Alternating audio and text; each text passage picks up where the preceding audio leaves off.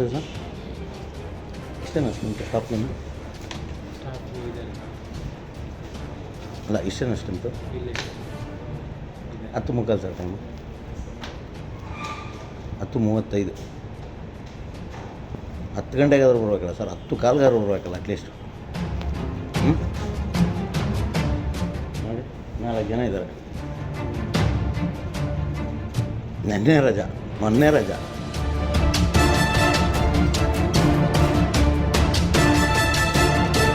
ಎ.ಒ ಬಂದ್ರೂ ಇನ್ನೂ ಬಂದಿಲ್ಲ ಅಂದರೆ ನಿಮ್ಮ ಜೂನಿಯರ್ ಅಸಿಸ್ಟೆಂಟ್ಗಳು ಇನ್ನೆಷ್ಟು ಪ್ರಾಮಾಣಿಕವಾಗಿ ಕೆಲಸ ಮಾಡ್ತಾಯಿದ್ದಾರೆ.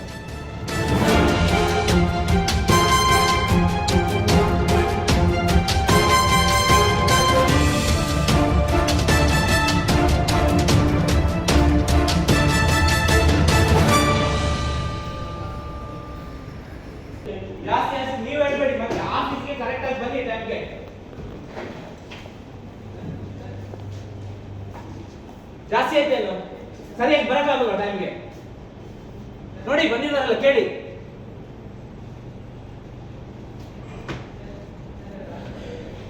ನಾವು ಬಯಸ್ಕೋಬೇಕಿಲ್ಲ. ಎಲ್ರಿಗೂ ಹೇಳಿದ್ದೀನಿ ನೀವೇನು ಮಾತಾಡ್ತೀರಂದ್ರೆ ಮತ್ತೆ ಮಾತಾಡ್ಬೇಕು.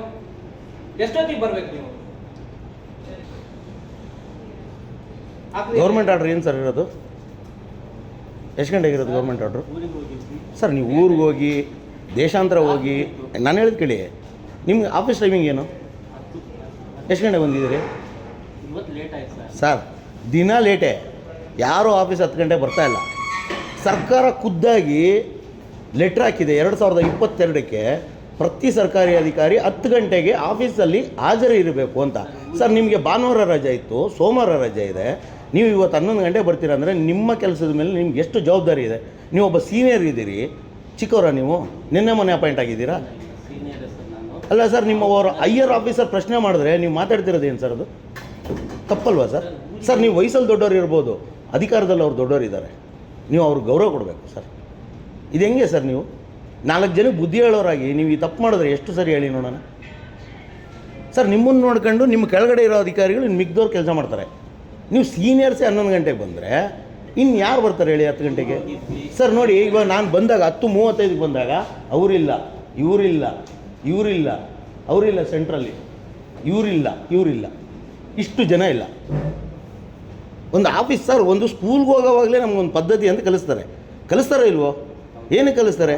ಒಂದು ಯೂನಿಫಾರ್ಮ್ ಆಗಿರ್ಬೋದು, ಒಂದು ಟೈಮಿಂಗ್ ಡಿಸಿಪ್ಲಿನ್ ಆಗಿರ್ಬೋದು, ಏನಕ್ಕೆ ಕಲಿಸ್ತಾರೆ? ನಾವು ಕೆಲಸಕ್ಕೆ ಸೇರಿದ ಮೇಲೂ ಅದೇ ಡಿಸಿಪ್ಲಿನ್ ನಾವು ಮೇಂಟೈನ್ ಮಾಡಬೇಕಲ್ಲ. ಸಾರಿ ಪ್ರಶ್ನೆ ಇಲ್ಲ ಸರ್ ಇಲ್ಲಿ. ಸರ್ ನಿಮಗೆ ಪ್ರತಿ ಗಂಟೆಗೂ ಇಂತಿಷ್ಟು ಅಂತ ಸಂಬಳ ಇದೆ ಸರ್. ನೀವು ಫ್ರೀಯಾಗಿ ಏನಾದರೂ ಚಾರಿಟಿ ಮಾಡ್ತಾಯಿದ್ರೆ ನೀವು ಬರಬೇಡಿ. ಪ್ರತಿ ನಿಮಿಷಕ್ಕೂ ನಿಮ್ಗೆ ಸಂಬಳ ಇದೆ ಸರ್. ಪ್ರಶ್ನೆ ಮಾಡಿದವ್ರಿಗೆ ನೀವು ಎದುರಿಸ್ತಾ ಇದ್ದೀರಲ್ಲ, ಎಷ್ಟು ಸರಿ ಇದು? ನಿಮ್ಗೊಂದು ಘನತೆ ಇದೆ ಸರ್. ನೀವು ಊರಿಗೆ ಹೋಗಿ ಎಲ್ಲರೂ ರಜೆ ಹಾಕಿ ಸರ್. ನೀವು ಬರೋಕ್ಕಾಗಿಲ್ಲ ಅಂದ್ರೆ ಲೇಟ್ ಆಗಿದ್ರೆ ಬರಬೇಡಿ ಸರ್, ರಜೆ ಹಾಕಿ ಸರ್. ಸರ್ಕಾರಕ್ಕೆ ಸಂಬಳ ಉಳಿತದೆ.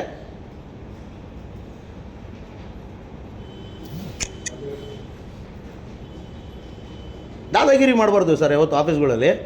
ನೀವೊಬ್ಬ ಸರ್ಕಾರಿ ಅಧಿಕಾರಿ ಇದ್ದೀರಿ, ಜವಾಬ್ದಾರಿ ಇರಬೇಕು ನಿಮಗೆ. ಚಾರಿಟಿಗೆ ಮಾಡ್ತಾಯಿದ್ರೆ ಮಾಡಿ, ಅದಕ್ಕೆ ಒಪ್ಪನ. ಹೌದಪ್ಪ ಚಾರಿಟಿಗೆ ಮಾಡ್ತಾರೆ ಬಿಡಪ್ಪ, ಪಾಪ ತಪ್ಪೇನೈತೆ ಅಂತ. ಸರ್ ಪ್ರತಿದಿನ ಲೇಟ್ ಆಗುತ್ತೆ ಸರ್. ನಾನು ಒಂದು ಆಫೀಸಲ್ಲ, ಎಲ್ಲ ಆಫೀಸ್ ತಿರುಗ್ತೀನಿ, ನನಗೆ ಗೊತ್ತಿದೆ, ನಾನು ನೋಡ್ತಾ ಇದ್ದೀನಿ. W7ಗೆ ಹೊಸದಾಗಿ ಬಂದಿರ್ಬೋದು ಅಷ್ಟೇ ನಾನು ಇವಾಗ. ಸರಿ ಆಯಿತು ಸರ್, ನೀವು ಒಬ್ರು ಲೇಟಾಗಿ ಬಂದ್ರಿ ಊರಿಗೆ, ಇನ್ನು ಮಿಗ್ದವ್ರೆಲ್ಲರೂ ಊರಿಗೆ ಹೋಗಿದ್ರಾ? 2 ದಿನ ರಜೆ ಇತ್ತು ಸರ್. ನೀವು ಯಾಕೆ ಪ್ರಶ್ನೆ ಮಾಡಲ್ಲ? ಹೆಂಗೆ ಸೈನ್ ಹಾಕೋ ಕೊಟ್ರಿ ನೀವು ಅವ್ರಿಗೆಲ್ಲ? ಅಬ್ಸೆಂಟ್ ಹಾಕಿ. ಏನಕ್ಕೆ ಸೈನ್ ಹಾಕೋ ಕೊಡ್ತೀರಾ ನೀವು? ಇವಾಗ ಒಂದು ಅರ್ಧ ಗಂಟೆ ವೇಸ್ಟ್ ಆಯ್ತು ಅಂದರೆ ಸರ್ಕಾರದ ದುಡ್ಡು ವೇಸ್ಟ್ ಅಲ್ವಾ ಸರ್? ಪ್ರತಿ ನಿಮಿಷಕ್ಕೂ ಕ್ಯಾಲ್ಕುಲೇಷನ್ ಇಲ್ವಾ ಸರ್? ಬಿಡ್ತಾರ ಒಂದಿನ ಸಂಬಳ ಯಾರಾದರೂ?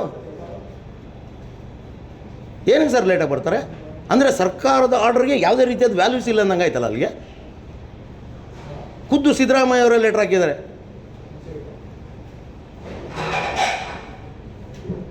ಒಂದು 10 ಗಂಟೆಗೆ ಅಂದರೆ 10 ಗಂಟೆ ಬರಲಿ, 10:05ಕ್ಕೆ ಬರಲಿ, ಹೋಗೇ ಬಿಡಪ್ಪ 5 ನಿಮಿಷ ಅಲ್ಲೆಲ್ಲ ಟ್ರಾಫಿಕಲ್ಲಿ ಆಯಿತು, ಇನ್ನೊಂದು ಮತ್ತೊಂದು. ಇವ್ರು ಬಿಡೋದೇ 10 ಗಂಟೆ ಮನೆಗಳು. ಯಾಕಂದರೆ ನೀವು ಸ್ಟ್ರಿಕ್ಟ್ ಆಗಿಲ್ದಿರೋದಕ್ಕೆ ಇವೆಲ್ಲ ಆಗ್ತಾ ಇರೋದು. ಇನ್ನು ಅರ್ಧ ಗಂಟೆಗೆ ಟೀಗೆ ಹೋಗ್ತಾರೆ ಸರ್. ನಾನು ಚಾಲೆಂಜ್ ಮಾಡ್ತೀನಿ, ನೀವು ಬರೆದು ಇಟ್ಕೊಳ್ಬೇಕಾರೆ ವೀಡಿಯೋ ಮಾಡಿಸಿ. ಇನ್ನು ಅರ್ಧ ಗಂಟೆಗೆ ಟೀಗೆ ಹೋಗ್ತಾರೆ, ಕೂತ್ಕೊಳ್ಳೋಕ್ಕಾಗಲ್ಲ ಚೇರ್ ಮೇಲೆ.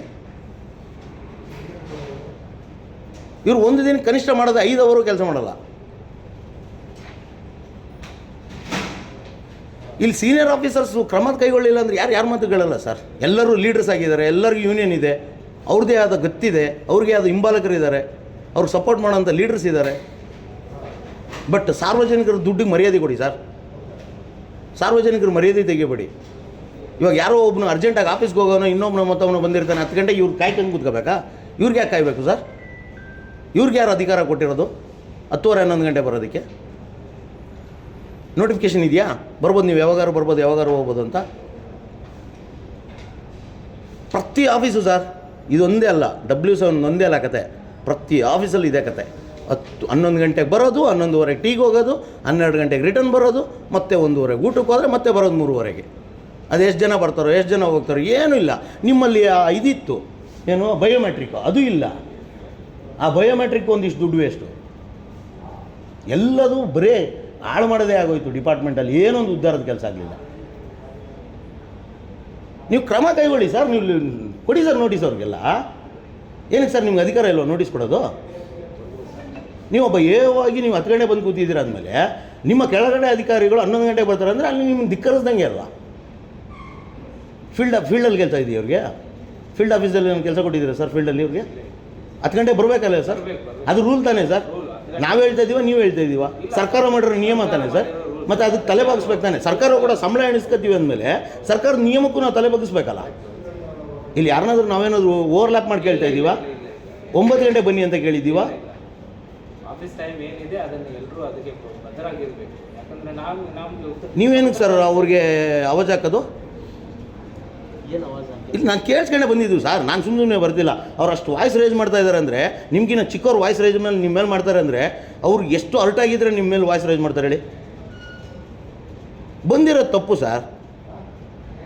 ಹಾಕಿ ಸರ್, ಇವತ್ತೆಲ್ಲರಿಗೂ, ಇವತ್ತು ಯಾರು 10:30 ಮೇಲೆ ಬಂದಿದ್ದಾರೋ ಎಲ್ಲರಿಗೂ ಇವತ್ತು ಆಬ್ಸೆಂಟ್ ಹಾಕಿ ಸರ್. ಬುದ್ಧಿ ಬರಲಿ. ಒಂದಿನ ಸಂಬಳ ಕಟ್ಟಾದ್ರೆ ಗೊತ್ತಾಗುತ್ತೆ.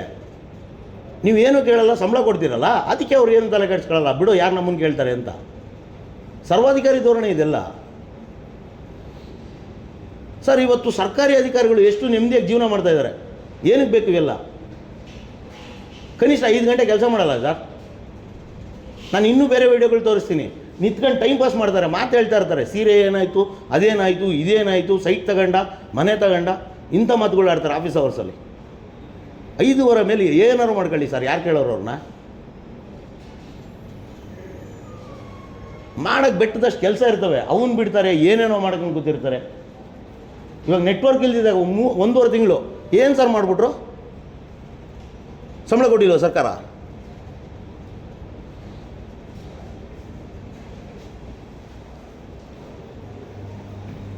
ಇವತ್ತು ಕೂಲಿಗೆ ಹೋದರೆ ಗೊತ್ತಾಗುತ್ತೆ ಏನು ನೋವು ಅದ್ರದ್ದು ಅಂತ. ಅವ್ನು ಸೂಪರ್ವೈಸರ್ ಮಕ್ಕೋಗಿದ್ದಾನಲ್ಲ ಕೂರಿಸ್ಕೊಂಡು,